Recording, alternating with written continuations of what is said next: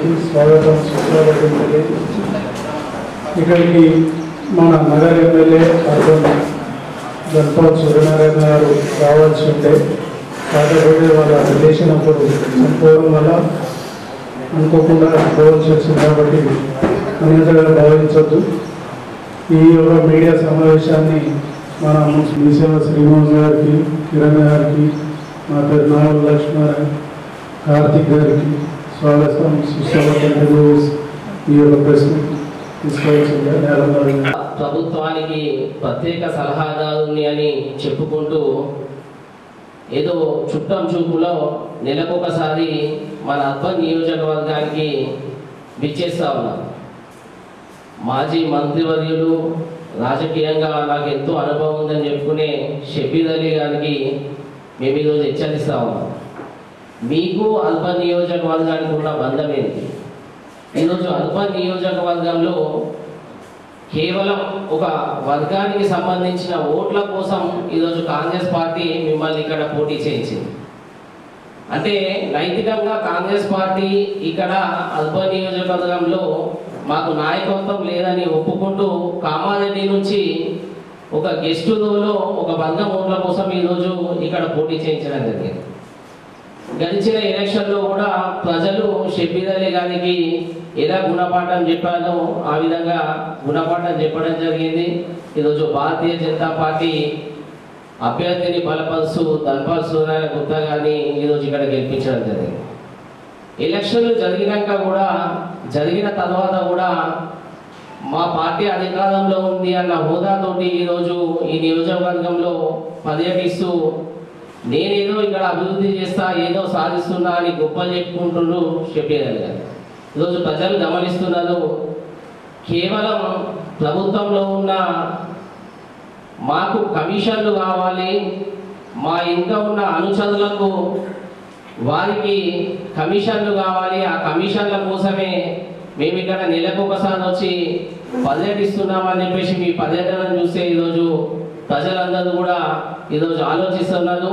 మీరు కామారెడ్డిలో గతంలో చేసిన అభివృద్ధి ఏంది, మీరు అధికారంలో ఉన్నప్పుడు అక్కడ జరిగిన కత్తిపోట్లు ఏంది, అవన్నీ కూడా ఈరోజు నిజామాబాద్ అర్బన్ ప్రజలు కూడా ఆలోచిస్తూ మరలా మీరు ఇక్కడ పర్యటించిన అవకాశం వచ్చినప్పుడు తప్పకుండా మీకు తగిన గుణపాఠం కూడా చెప్తారని చెప్పేసి మేము హెచ్చరిస్తాము. అంతేకాకుండా నిన్న ఏదో వచ్చి ఇలా సుడిగాలి పర్యటనలో క్రీడల గురించి, క్రీడా మైదానాల గురించి షబీర్ అలీ గారు మాట్లాడడం జరిగింది. మేము ఈరోజు ప్రశ్నిస్తూ ఉన్నాం. జిల్లా కేంద్రం ముఖ్యంగా అర్బన్ నియోజకవర్గంలో ఈరోజు క్రీడలకు ఉన్న ప్రాధాన్యత, క్రీడలకు ఎటువంటి సౌకర్యాలు కావాలి, ఈరోజు ఈ జిల్లాలో అదాకుల వసతులు ఉన్నా కానీ, ఈరోజు కోచులు లేకున్నా కానీ ఈరోజు జిల్లా ఖ్యాతిని ప్రపంచవ్యాప్తంగా తీసుకెళ్లిన క్రీడాకారులు ఈరోజు నిజామాబాద్ జిల్లాలో. ఈరోజు మనం చూస్తూ ఉంటే ఎండల సౌందర్య కానీ, నిఖిల్ జరీనా కానీ, అదేవిధంగా మహమూద్ కానీ, ఇలా అనేక మంది క్రీడాకారులు ఈరోజు వసతులు లేకున్నా కానీ ఈరోజు మన జిల్లా ఖ్యాతిని ప్రపంచ స్థాయికి తీసుకెళ్ళింది. మేము ఈరోజు ప్రశ్నిస్తూ ఉన్నాం. ఇక్కడ క్రీడాకారులకు వసతులు లేకుండా చేసిన ప్రభుత్వం మీ కాంగ్రెస్ ప్రభుత్వం కాదు. గతంలో మీరు అధికారంలో ఉన్నప్పుడు ఇక్కడున్న క్రీడా మైదానాన్ని ఈరోజు మెడికల్ కాలేజీ పేరు మీద ఆ క్రీడా మైదానాన్ని తొలగించి మీరు అధికారంలో ఉన్నా కానీ మరి క్రీడాకారులకు ఇబ్బందులు అవుతాయని చెప్పేసి ఇంకో స్టేడియాన్ని నిర్మించలేక మీ రోజు జిల్లాలో ఉన్న క్రీడాకారులకు అన్యాయం చేసిన పార్టీ కాంగ్రెస్ పార్టీ. అదేవిధంగా ఈరోజు టీఆర్ఎస్ పార్టీ కూడా 10 సంవత్సరంలో అధికారంలో ఉండి వాళ్ళు మెడికల్ కాలేజీ పేరు చెప్పి ఈరోజు క్రీడాకారులకు మోసం చేస్తే ఈరోజు టీఆర్ఎస్ పార్టీ కళాభారతి పేరు మీద ఉన్న ఏకైక కలెక్టరేట్ మైదానాన్ని కూడా తీసివేసి కళాభారతి నిర్మిస్తామని చెప్పేసి మరొక మోసపూరిత నిర్ణయానికి ఈరోజు టీఆర్ఎస్ పార్టీ తీసుకుంది.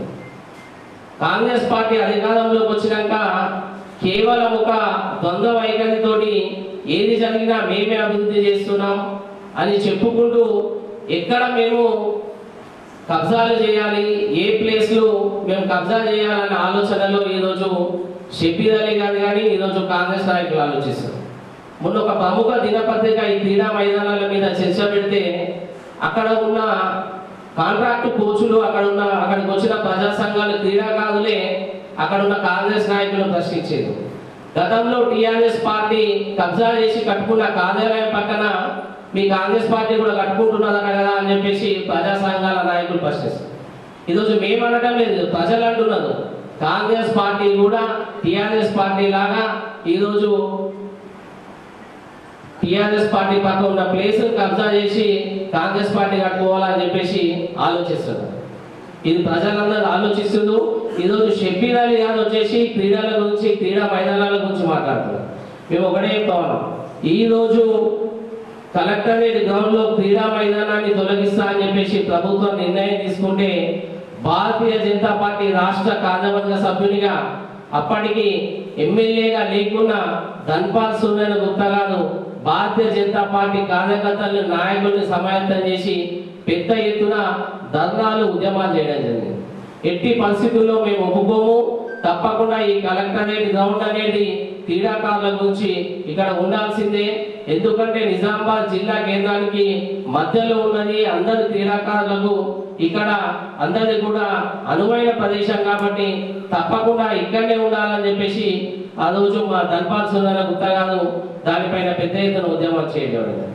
అదే కాకుండా ఈ రోజు తాను ఎమ్మెల్యేగా గెలిచినప్పటి నుంచి కూడా తాను అసెంబ్లీ ఎన్నికల్లో పెట్టిన మేనిఫెస్టోలో క్రీడల గురించి, క్రీడా మైదానాల గురించి మేము ప్రత్యేకంగా శ్రద్ధ తీసుకుంటాం.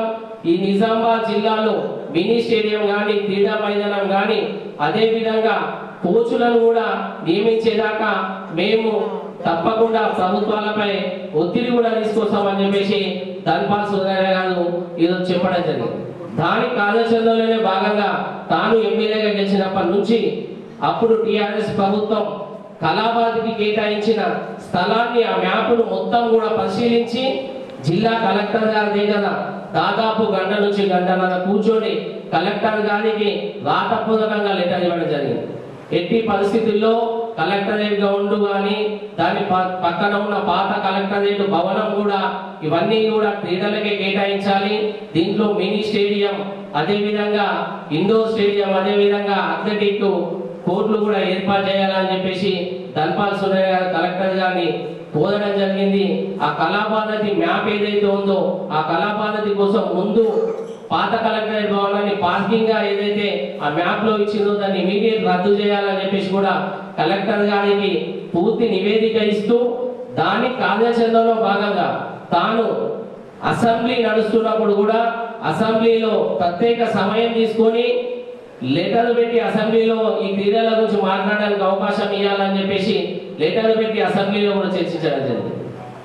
ఇవన్నీ కూడా పెద్ద ఎత్తున కార్యాచరణలోకి రావాలనే ఉద్దేశంతో మన ఇన్ఛార్జ్ మంత్రి గారైన జూపల్లి గారిని కూడా దీని విషయంలో వారిని కూడా కలిసి వారికి వినతి పత్రం ఇస్తూ చివరికి ఇంకా ముందుకు వెళ్ళాలి, ఇది మన జిల్లాకు రావాల్సింది కంపల్సరీ కాబట్టి ఎందరో మంది క్రీడాకారులు అవకాశం లేక కోల్పోతున్నారు కాబట్టి ఈరోజు మరలి ఇవన్నీ ఇష్యూలు కూడా తీసుకొని ముఖ్యమంత్రి రేవంత్ రెడ్డి గారిని కలిసి ఈ జిల్లాకు క్రీడాకారులకు జరిగిన అన్యాయం, గత కాంగ్రెస్ ప్రభుత్వం ఏవైతే మెడికల్ కాలేజీ పేరు మీద తీసేసిన క్రీడా మైదానాన్ని, అదేవిధంగా ఈ టీఆర్ఎస్ ప్రభుత్వం చేసినటువంటి క్రీడాకారులకు చేసిన అన్యాయాన్ని ముఖ్యమంత్రికి వివరిస్తూ ఇక్కడ ఏ విధమైన క్రీడలు, ఎంతమంది క్రీడాకారులు ఈరోజు ప్రపంచ ఖ్యాతి తీసుకొచ్చిందో వివరించి ఇక్కడ క్రీడలకు సంబంధించిన కోచులను కూడా నియమించేది ఇవన్నీ కూడా ముఖ్యమంత్రి గారి దృష్టికి తీసుకొస్తే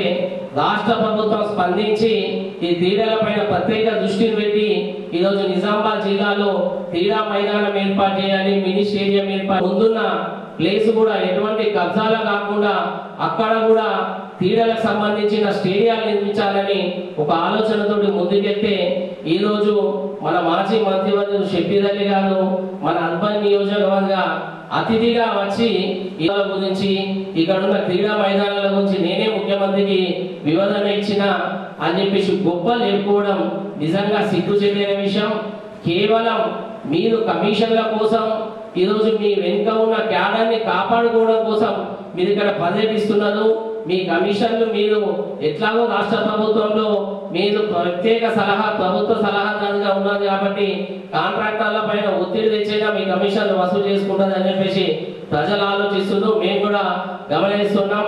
కానీ గొప్పలకు పోయి మీరు ఇక్కడ శాసనసభ్యులు చేస్తున్నటువంటి అభివృద్ధి, శాసనసభ్యులు ఏదైతే దల్పాల్సిన కాదు ఒక ప్రణాళికతోటి ముందుకెళ్తున్న దాన్ని ఈరోజు మీరు వచ్చి ఇక్కడ డబ్బా కొట్టుకోవడం నిజంగా సిగ్గుచేటైన విషయం.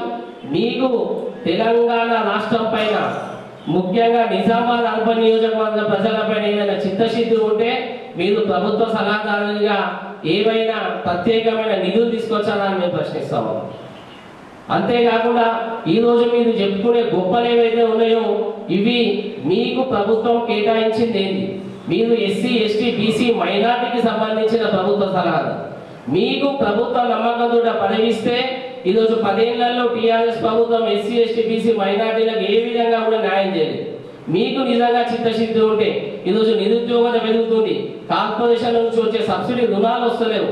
కాబట్టి మీరు ఆ ఎస్సీ ఎస్టీ బీసీ మైనార్టీలకు న్యాయం చేసే విధంగా ఆలోచించాలి తప్పించి కమిషన్ల కోసం, ఇక్కడ కబ్జాల కోసం, ఇక్కడ ఉన్న కాంగ్రెస్ క్యాడర్ని కాపాడుకోవడం కోసం మీరు ఇట్లా ఉత్తుత పర్యటనలు చేసి ఏదో ఇక్కడ జరుగుతున్న అభివృద్ధిని మేమే చేస్తున్నాం అనే గొప్ప చెప్పుకోవడం సిగ్గుచేటైన విషయం. మేము దీన్ని తీవ్రంగా ఖండిస్తా ఉన్నాం, హెచ్చరిస్తా ఉన్నాం.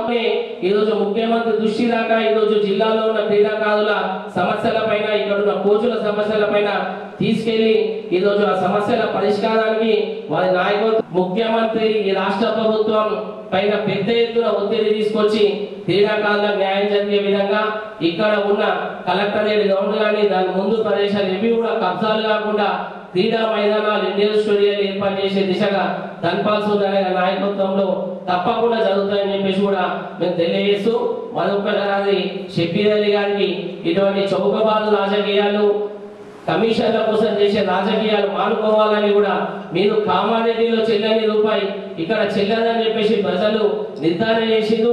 ఇప్పటికైనా 2 కాళ్ళను 2 నియోజకవర్గాల పైన పెట్టి మీ జీవితం ఎటుపోతుందో తెలియని పరిస్థితుల్లో మీరున్నారు. ఇప్పటికైనా మీరు పునరాలోచన చేసుకొని మీ నిర్ణయాన్ని మార్చుకోకపోతే పెద్ద ఎత్తున రాబోయే రోజుల్లో మీరు మీ రాజకీయ భవిష్యత్తును కూడా కోల్పోతారని చెప్పేసి మేము హెచ్చరిస్తాం.